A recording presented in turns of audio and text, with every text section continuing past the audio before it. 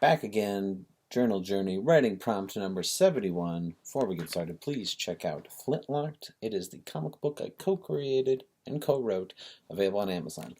We sell it in paperback form, like this, or Kindle, if that's your preference. Let's go ahead and jump into the writing prompt, which is, if someone were to walk a mile in your shoes, what is something they'd quickly learn?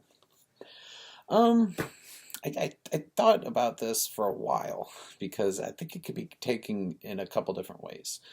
I found myself asking, are they walking a mile in my shoes just as in like living my day?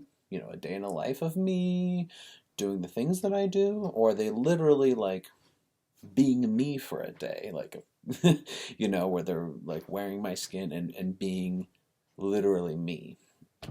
And I sort of decided to talk about that one. I feel like if someone were to actually be me, they would see a couple things.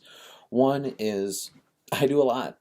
I juggle a lot between my work day, stuff I'm working on with myself, both, you know, health wise and mentally wise, with therapy and such.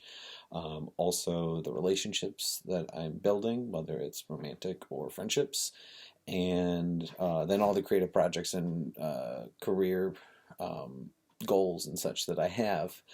So I think they'd see that right away, and they'd probably understand why I don't get enough sleep. Not that that's good, and I recommend other people doing it, but they'd probably see why that happens to me. Um, the other thing that I wanted to talk about is something that I've been struggling with, frankly, my whole life. At the moment of this recording, I'm 28 years old, and I have always been a bigger person. Um, I've always been big, and by big I don't mean tall. I'm only 5'11". I mean big as in fat. I've always been big ever since I was little, middle school, high school, college, after college, just always been big. There's been times where I've fluctuated, where I've lost weight, gained it back. I used to play football, end of middle school all the way through high school, where I was still big, but I was in much better shape. I could run like a mile in like 7 minutes, but it was also very heavy. I was in good shape. That faded going into college. I stopped doing football and just was in college. Did not know how to eat right. Eat like garbage, garbage, garbage. Anyway, not to get into too much about like my whole history, but the point is I've always been big, and I think a lot of people who have been smaller their whole lives don't get it, and they simply won't. Just like I will never fully get what it's like to be a woman or to be a person of color, or until I'm older, what it's like to be an older person. Anyone who hasn't been actually big before won't understand, because it's not only the overall pressure that I feel to improve myself and my health and find ways to lose weight, because I know I should. It's not that I'm, denying that I should, and it's not just because, oh, it's how I look. It's because it's for actual health purposes, that I would like to lose weight. But it's the fact that, like, for someone like me, it's my most identifiable feature, and that really sucks, because you know you may look at someone and you're trying to like describe that person. You may say like, oh, they have blonde hair, or oh, they're really tall, or oh, they have a big beard, or they're a person of color, or whatever it may be. Like, people find identifiable features. Not that that's a right way to describe someone, but I've always been described as, oh yeah, that big guy. Like, people hardly ever say like, oh, curly hair or green eyes. It's just like big or big white guy. It's one or the other. And I recently was.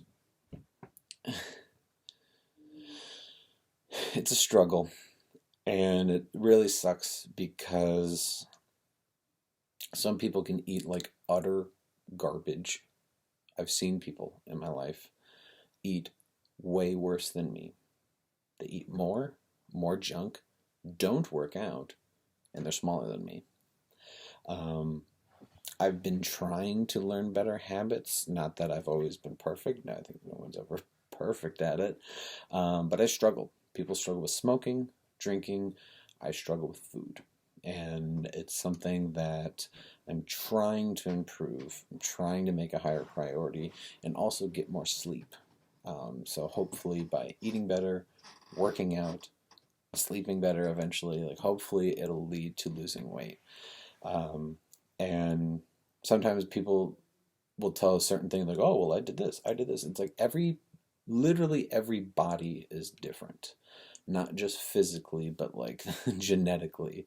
And I just really, really struggle with it. And there was times where I tried a combination of the intermittent fasting, trying to not eat almost any dairy, any animal products, working out a few times a week, and it was like barely anything happened.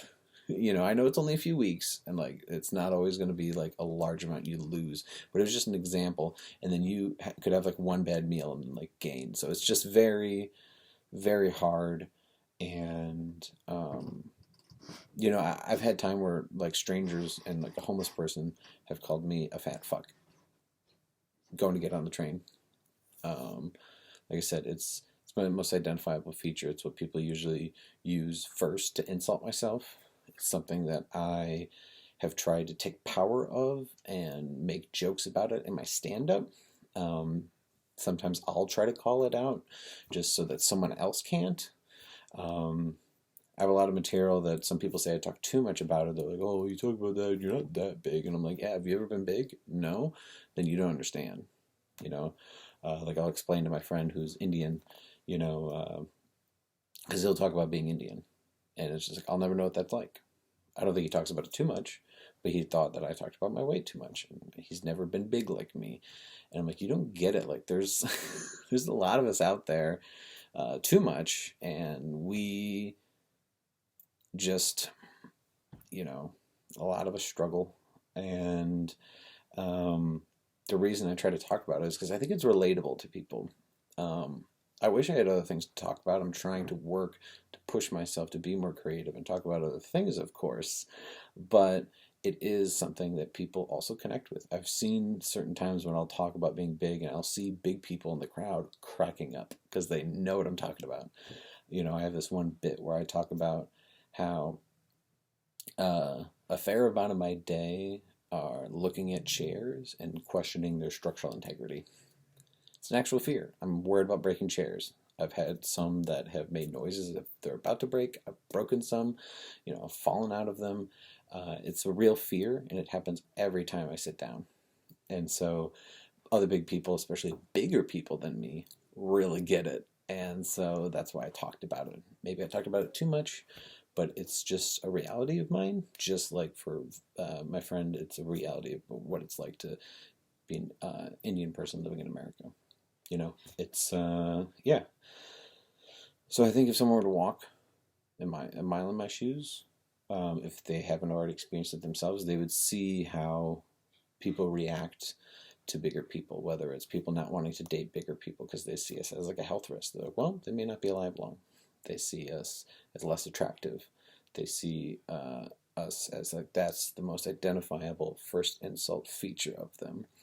And so yeah, something I would like to improve upon, but also I think someone would notice living a life like mine. But yeah, that's what I'm talking about today. Comment below, let me know what is something that someone would experience if they walked a mile in your shoes.